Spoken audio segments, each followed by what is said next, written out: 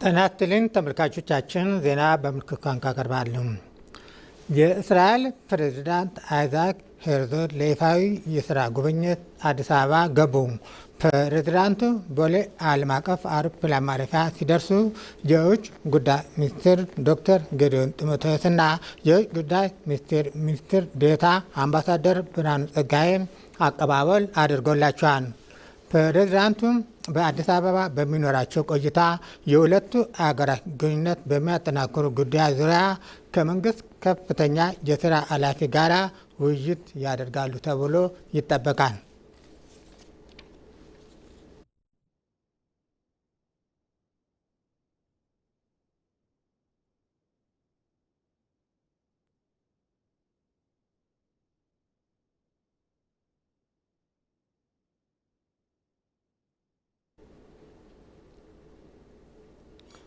አንድ 130ኛው የአድዋ ድል ከአኩሪ ታሪክ ወደ ብሩህ አድማስ በሚል መሪ ሀሳብ እንደሚከበር የመከላከያ ሚኒስቴር በሰጠው መግለጫ አስታውቋል።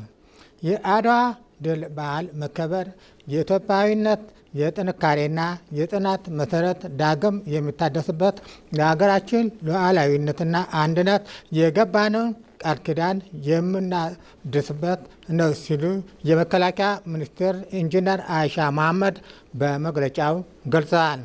ሚኒስትሯ አክሏ በዓሉን ስናከብር የኢትዮጵያ ጥንካሬና የጽናት መሰረት የምናድስበት ነው ብለዋል።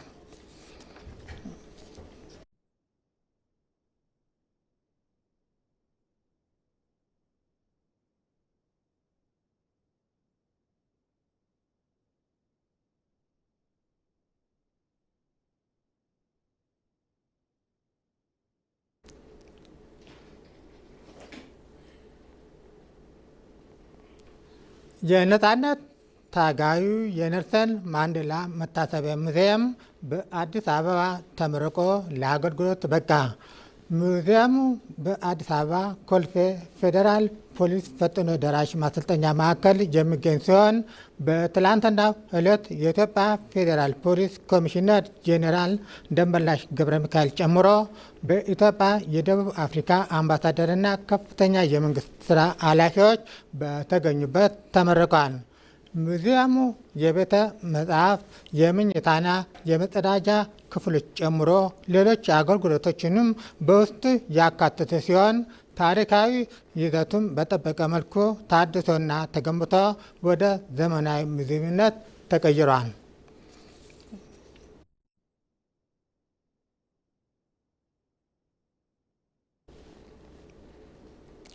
የአፍሪካ ህብረት ኮሚሽን ኢትዮጵያ በስንዴ ልማት ዘርፍ ያስመዘገበችው ከፍተኛ ምርታማነት ለአፍሪካ አህጉር ትልቅ እድገት ምዕራፍና አርአያ መሆኑን አመለከቱ።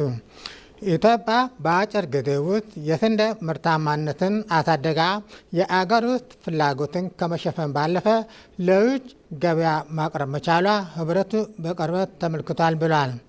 በኢትዮጵያ የታየው ይህ ተግባራዊ ለውጥ ከፍተኛ መነሳሳትን የፈጠረ መሆኑ ኮሚሽነር ሞሴስ ቪላካቲ ገልጸዋል።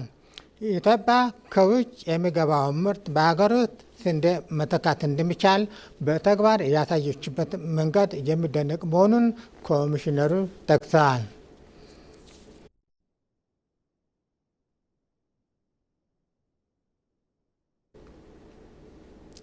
በመጨረሻም የፌዴራል ቤቶች ኮርፖሬሽን ስኬታማ ተግባር በማከናወን ከዕዳ ወደ ምንዳ መሸጋገሩን የኮርፖሬሽን ዋና ስራ አስፈጻሚ ዶክተር ረሻድ ከማል ገለጹ።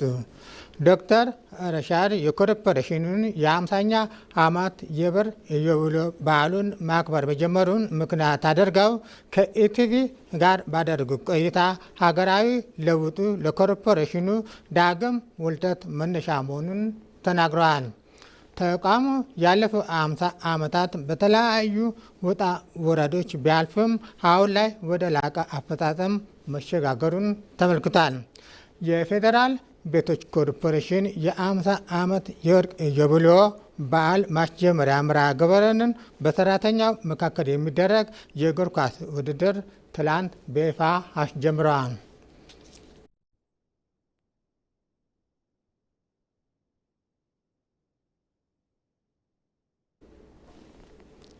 ዜናው አበቃ። ከቀሪ ፕሮግራሞቻችን ጋር መልካም ቆይታ